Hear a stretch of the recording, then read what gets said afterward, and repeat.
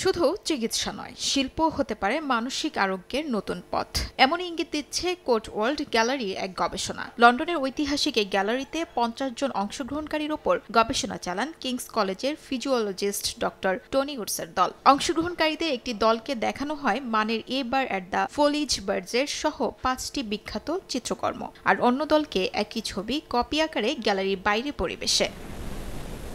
গবেষণায় দেখা যায়, যারা গ্যালারিতে মূল চিত্রকর্ম দেখেছেন তাদের শরীরে স্ট্রেস হরমোন কর্টিসলের মাত্রা গড়ে 22% কমেছে, যেখানে কপি ছবির দর্শকদের ক্ষেত্রে তা মাত্র 8%। একই সঙ্গে ইন্টারলিউকিন 6 ও টিউমার নেক্রোসিস ফ্যাক্টর আলফা নামের প্রদাহসূচক 2 প্রোটিনের মাত্রাও কমে যায় প্রায় 30%। ডক্টর টনি উডস বলেন, গ্যালারিতে চিত্রকর্ম দেখার সময় মানুষ মানসিকভাবে খুব মনোযোগী থাকে, একই সঙ্গে তাদের শরীর ও মনে গভীর প্রশান্তি কাজ করে।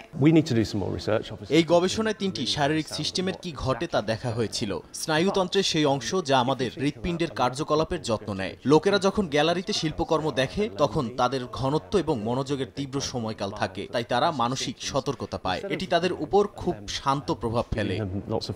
অংশগ্রহণকারীদের শরীরে ব্যবহৃত ওয়্যারেবল ডিভাইসের ডাটাও দেখা যায়, তাদের হৃদস্পন্দন ও মাত্রায় সামান্য পরিবর্তন আসে, যা মানসিক সজাগতা ও প্রশান্তির একসঙ্গে উপস্থিতির ইঙ্গিত দেয়। আর্ট ফান্ডের পরিচালক জেনি ওয়াল্ডম্যান বলেন, এই গবেষণায় প্রমাণ মিলেছে শিল্পের প্রভাব উপভোগ করতে লাগে না কোনো শিক্ষাগত যোগ্যতা। গ্যালারিতে এসে শিল্পকর্ম দেখা থেকে উপকার পেতে হলে আপনাকে কিছু জানতেই হবে এমন নয়, এর জন্য কোনো ডিগ্রি লাগবে না, এমনকি আপনি কি দেখছেন সেটা না জানলেও চলবে। এই প্রভাব সবার জন্যই সমান।